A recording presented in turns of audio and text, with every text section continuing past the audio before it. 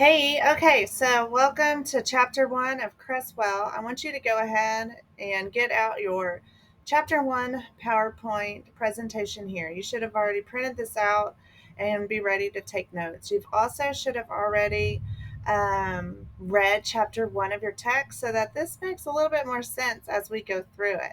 So here's what it looks like. So, the title of our book is Educational Research Planning, Conducting, and Evaluating Quantitative and Qualitative Research. So, those are the two types of research that we're going to be focusing on this course. There are others. There's like mixed methods designs, and we do kind of go into a little bit of that, but primarily it's going to be those two. Chapter one is titled The Process of Conducting Research Using Quantitative and Qualitative Approaches. So I hope by the end of this um, presentation, you'll know a little bit more about what that means. So, what is research? Here are your learning objectives. What is research? Research is the process in which you engage in a small set of logical steps to understand a topic or an issue.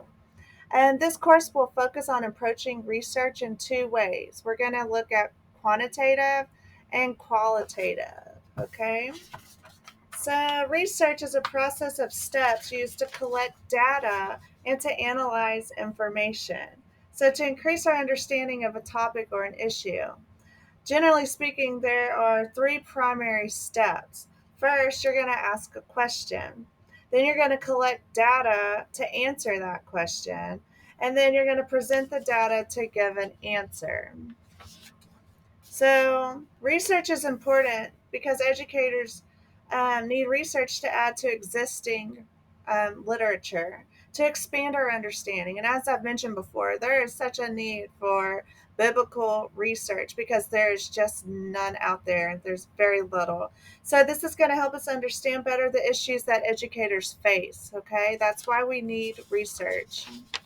It's also important because it provides an area for improvement to be identified. We won't know if something needs to be enhanced or make better if we don't find the problem. Okay, so when educators become, they also become more effective in their profession, and then to spring off that, then students are going to become better learners because of that. It's also providing new ideas educators can use and consider implementing on the job. Okay, research is also important because it gives knowledge to policymakers so they're ready to make decisions whenever they're discussing educational topics. Okay, so that's how our policy changes can be made and implemented through this research that's so needed. So let's go to the next slide here. Problems with research today. When it's done incorrectly, it can give vague findings and it can hinder policy changes. Some research is not designed properly, which can create data that is low quality. And we're going to talk about the importance of having a research study that's of high quality. It's going to hinder the validity of the results as well. Okay, and we don't want that because then your research is not even worth anything. And you'll see that out there. So here's a good flow map of the research process cycle. And there's 6 steps in it. So the topic of this is going to be distance learning. So, like, let's say, okay, so here's the steps. So you identify the problem, and then you're going to have a literature review. Then you're going to come over here and you're going to specify your research purpose. After that, you collect data, then you interpret your data, and then you write your report. Okay. So let's say we have a topic and it's distance learning. Okay. So that's going to be our problem. It's going to be that students enrolled in online classes at a community college, that there's not that many of them. So that's our problem. We have distance learning, and there's just not that many students enrolled, okay? So we need to do a literature review, okay? So you're going to go and review all the literature that's based on that topic, and you see what has already been published on that topic, and then you'll be able to create a purpose statement. So let's say for this example, we say to study why students did not enroll in online classes at a community college. So we know that there's a problem, they're just not enrolled. Then we did a literature review. And then now we're going to say that we want to figure out why. Okay. So then we're going to create some research questions. Okay. Does the use of internet deter students from enrolling in class? I wonder, do they just not have access to internet?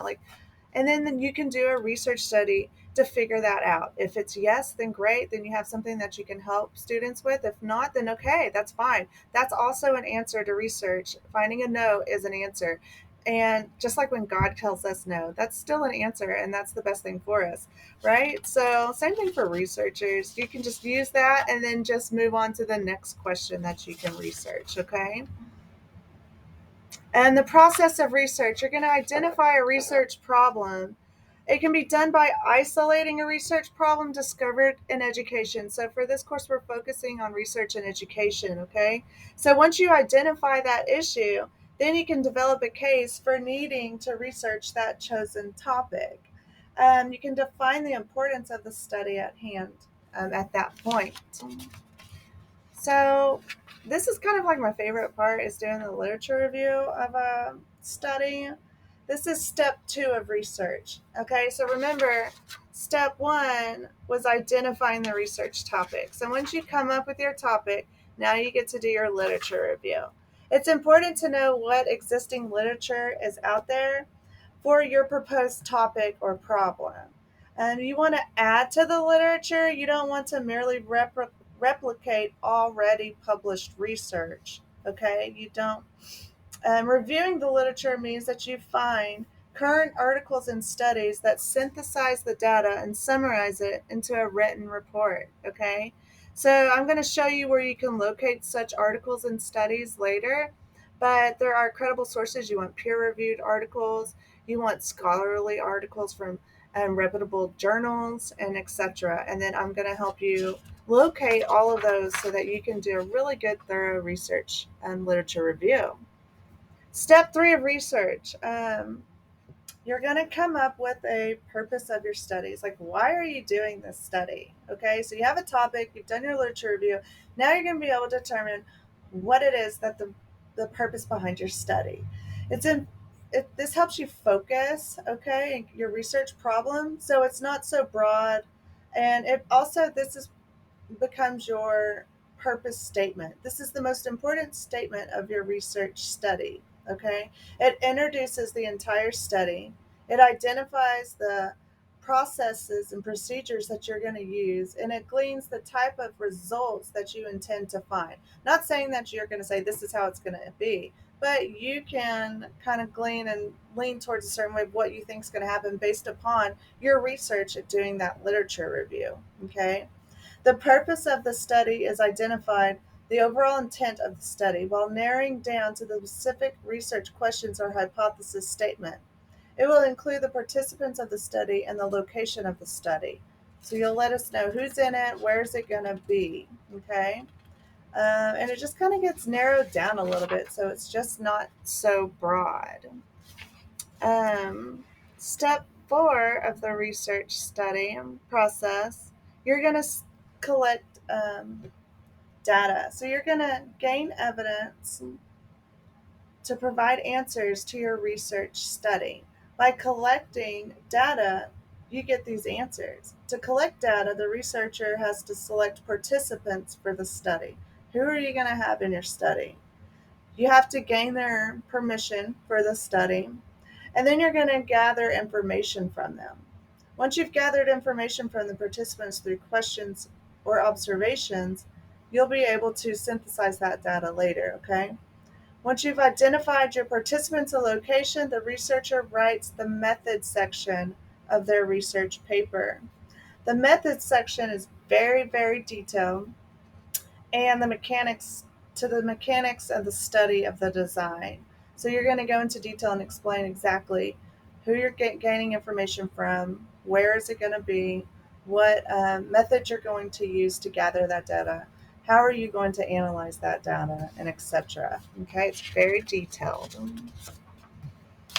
So, step 5 of research is you're going to analyze and interpret your data. So, that requires you as a researcher to take apart the data and then put that data back together again. Okay. That's how you're going to summarize it. This allows you to draw conclusions and you get to organize your data into tables, figures, and pictures. Okay. And then you can also explain it in words and to provide your answers to your research questions or your hypothesis. So it's all stemming back to those research questions. So here you are analyzing it, but you need to be answering those research questions or hypotheses that you formulated in the very beginning. Okay. And this information will make up your results section. Okay. So last was your methods, and now you're into your results section of your research paper. The last step for research, this is going to be reporting it. Okay. So means you have to determine who is your audience. Who are you going to be intending to read your research paper? Okay. That format will depend how you're going to report it. Okay. You also want to be respectful to avoid biases as you make the report. That's hard to, it's easy to do. So you really have to be mindful of that. So, also, part of the last step of research and reporting, um, your audience is going to have their own standards on how they're going to critique and judge your report, the quality of it. So, you need to be cognizant of that. Sometimes your report will be formatted to be published in a scholarly journal. So you're going to format it and word it as such. Other times, you're maybe going to need to present it to like a school board or to some type of school committee. And so that means your information and your research needs to be reported in a more concise manner. You're going to give suggestions and recommendations and so forth. So for this course that we'll be doing the latter, we're going to be doing more of a scholarly journal type of reporting. Okay.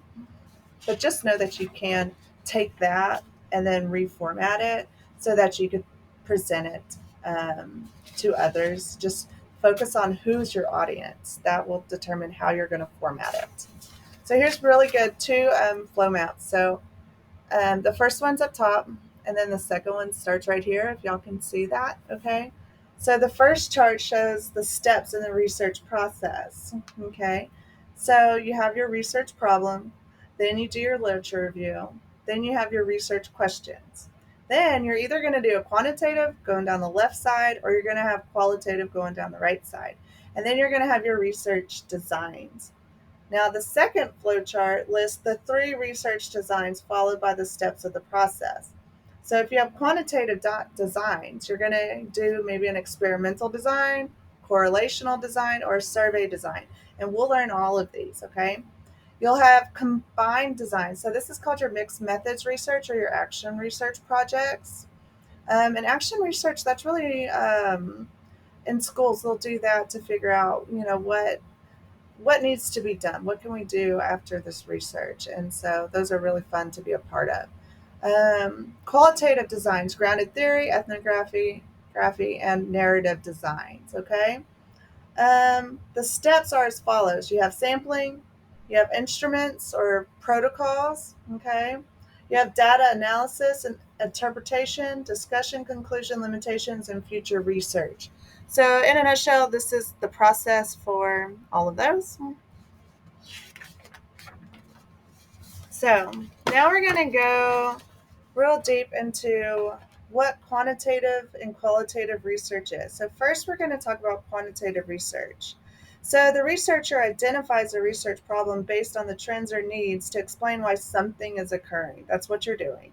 To describe a trend, the researcher means that the research problem can be answered through a study where the individual responses is sought and will depict how that response tends to vary among the individuals.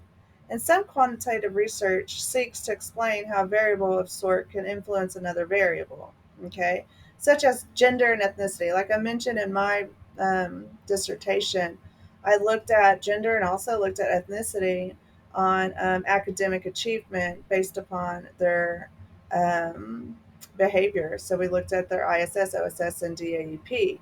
So those are some variables that they're talking about, okay? It sounds complicated, but it's not. So you'll also have a literature review in quantitative research. It's very substantial. You do it at the beginning of your research process, okay? It justifies the need for your research problem. So by doing your lit review, you're going to be able to justify, yes, we have a problem, and yes, this research is really needed, okay? Um, it's also going to help you figure out what questions you're going to ask. Thus, it's going to create a need for the study, and the purpose statement will be developed through this process. Okay. Um, Research questions and your hypothesis as well.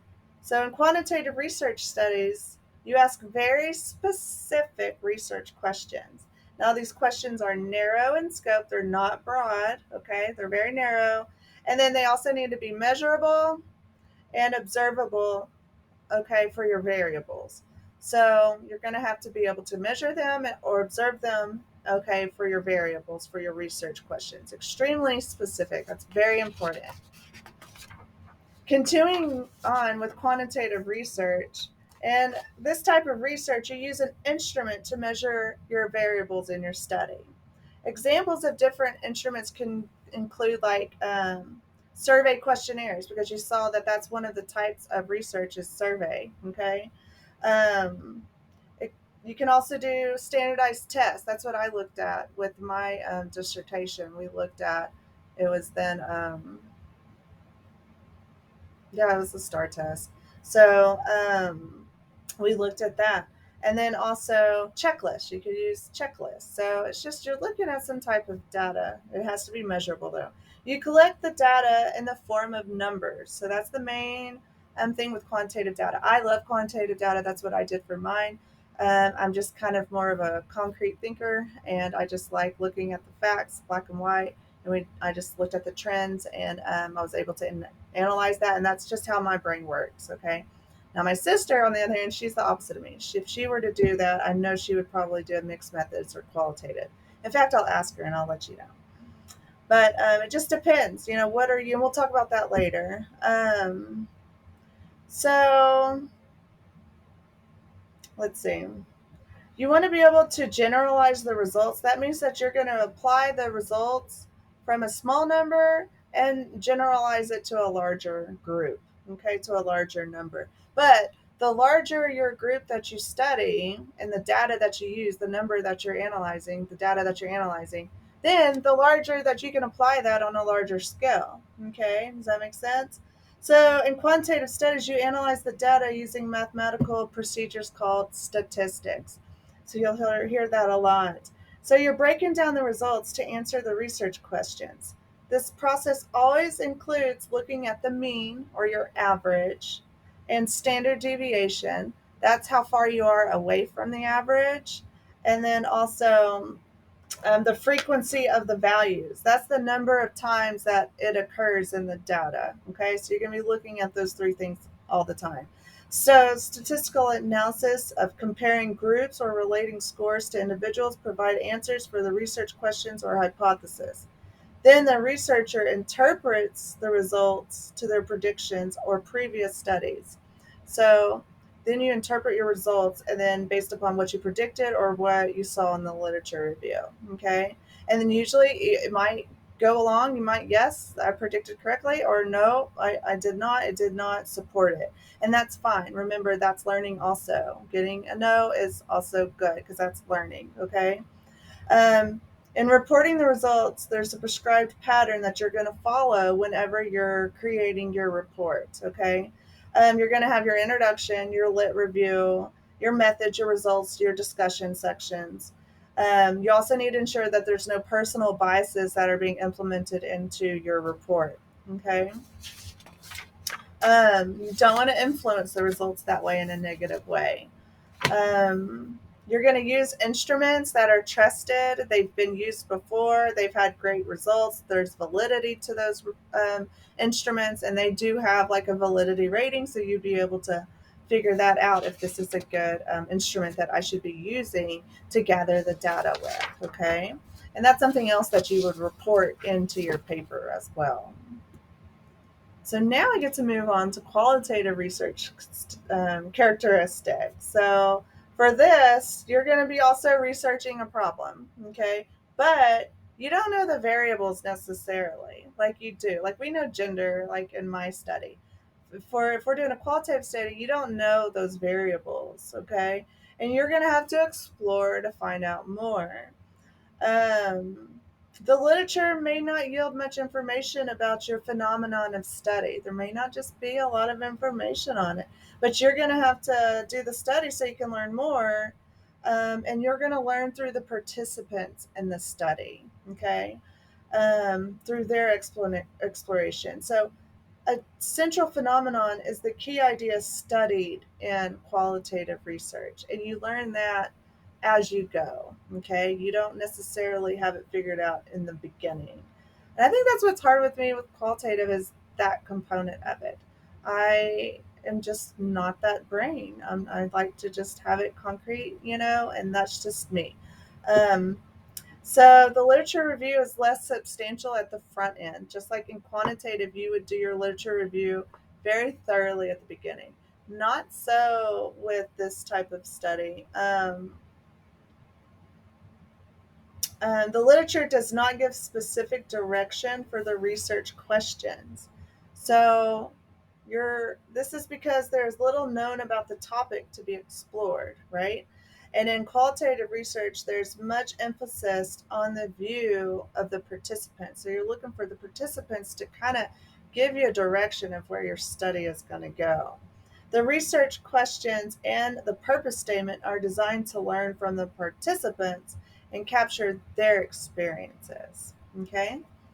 So it's a very much needed component of research out there, and you'll see that as you read more through the text, as you get to see different examples that they give you. The text is really good about that.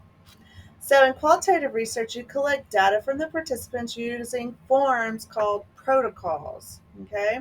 These forms ask general questions, and these questions will change as the data is collected. So it's kind of like an evolving pattern going. So examples of these forms can include like an interview protocol. So you could be asking some questions, and then as you kind of have a protocol lined out, but then as you do the interview, you can adjust your questions based upon how the interview and the participant is giving those answers and that feedback to you. Does that make sense? So you can also have an observational protocol. So maybe you're going to go and observe somebody. So if you have like a behavior problem in a classroom and you're going to go and observe, okay. You can also use text or images, pictures, transcribed audio recordings, um, diary entries, just to name a few. Okay, those are just some of those protocols that you can use. So, analyzing the data includes a text database which groups sentences called text segments to determine the meaning of the groups of the sentences. So, instead of using statistics like quantitative studies, you analyze words or pictures, and you're going to try to come up with like themes, okay, from that, or categories to emerge from your findings. So you kind of like group them into these text segments, okay. Um, it's pretty neat. The research report includes the extensive data analysis to explain the central phenomenon of the study, okay, and then you will also reflect the themes that emerge and how they interrelate. So some of these will interrelate, they'll overlap and kind of be joined. So you also have to be reflexive as the researcher. It's super crucial in this process to identify any biases or assumptions that were made. So you'll report that at the end of your qualitative study. So that's pretty much the main differences, and we'll go into more depth with these as we move forward with the other chapters. Okay, so here's some similarities between both quantitative and qualitative research. They both follow the 6-step process. Okay, and then they both have similar approaches, like they have interviews and observations. You can do that for both of them. Now, some differences I want to discuss with you how they're different, and this might help you kind of get a better grasp for them. So, regarding the research problems, Quantitative research problems direct the types of questions or hypotheses asked in the study. They're very direct, okay? But qualitative, they establish the importance of a central idea. So they have that central phenomenon, okay? Um, Data collection and quantitative studies, they're closed-ended methods to identify a set responsive categories. Like you could have strongly agree, strongly disagree, somewhat agree, And then in qualitative, you're going to have more open ended methods and general questions to the participants where the participants shape their response possibilities. Okay.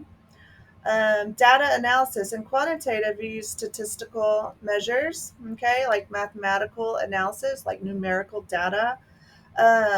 In qualitative studies, statistics is not used, but you analyze words and pictures and images and things like that, okay? And then reporting format. In quantitative studies, you have an introduction, your literature review, your methods, your results, and your conclusion. But in qualitative studies, you may not have all of those components. So some of them may be missing, and it just depends on the study. Not all studies, but just know that's a possibility. Okay, so how do you decide which one to use? Okay, this is kind of what I was starting to talk about earlier. There's three factors that you need to think about whenever you're deciding, and you're going to have to decide which one am I going to use, quantitative or qualitative. I'm sure you're already kind of leaning towards one. You may have already done some research with quantitative or qualitative in the past, and that's great. Um, but you need to match your approach to your research problem. So in quantitative, if you have problems where explanations are needed to made, you need to do a quantitative research study. But maybe you have a problem that needs to be explored to gain a more deeper understanding, then you need to go and do a qualitative research study. So it just depends on what type of research problem you have. Okay, so remember that. Number two, your approach needs to fit your audience. And then number three, choose the approach that best fits your experience and your training. Okay, what do you more lean towards naturally? Because you're going to be more passionate about it and be able to do a better, thorough job. Um, so I'm interested to see what y'all are interested in doing. Okay. Alrighty. So here we go. We have some flowcharts here, diagrams. It says types of quantitative and qualitative research designs. So now that you've picked one, now you're going to have to come up with a design based upon your data. Okay. Um, The uses are as follows. So you have intervention research that's on the left, top left of this. And it says you have experimental research, okay, explaining whether an intervention influences an outcome for one group as opposed to the other group. Then you have non intervention research, okay, and that's correlation research, associating or relating variables in a predictable pattern for one group of individuals, or survey research describing trends for a population of people. So those are um, types of quantitative and qualitative research designs. Okay, so here's some more. The uses are as follows. So, in ethnographic research, you explore the shared culture of a group of people.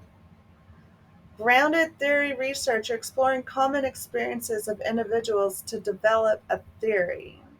And then narrative research, you're exploring individual stories to describe the lives of people. Okay, and you'll be able to see all these types of examples this semester. Moving on, here's mixed methods research. I've spoken a little bit about that. And then that's when you're going to combine both quantitative and qualitative data to understand and explain the research problem better. Or you have an action research, and that's you're using quantitative and qualitative data for individuals to study problems that they face in their setting. And so you'll see that used a lot in schools. Maybe you have an action research plan that you'll have to do every year. Okay, so now we're getting close to the end here. Y'all are doing great. So, whenever doing a research study, you always have to consider ethical issues when conducting research. There's the IRB, excuse me. They're going to strive to protect human subjects during research. Okay, you must protect the treatment of the participants, and individuals who participate in studies have certain rights. The researcher needs to engage in ethical practices. So just remember that as you move forward. There's skills that you need to be able to conduct a research study. And you know what? You already have them. You have life experiences that you can lean on, that you can use to help you create and do and conduct a research study, such as being able to solve puzzles, okay? Having long attention spans. You haven't master that if you haven't made it this far, okay? Using a library and writing out your thoughts. So, all of those are just skills naturally that you have learned and you do every day in your life that you will be able to incorporate into this course to be able to write your research paper. So that is it for chapter one. Remember to do your reflection, take pictures of your notes to be able to upload those for credit later. And then if you have any questions, just let me know. I'm here and I would love to help you. Y'all have a great week. Take care. Bye bye.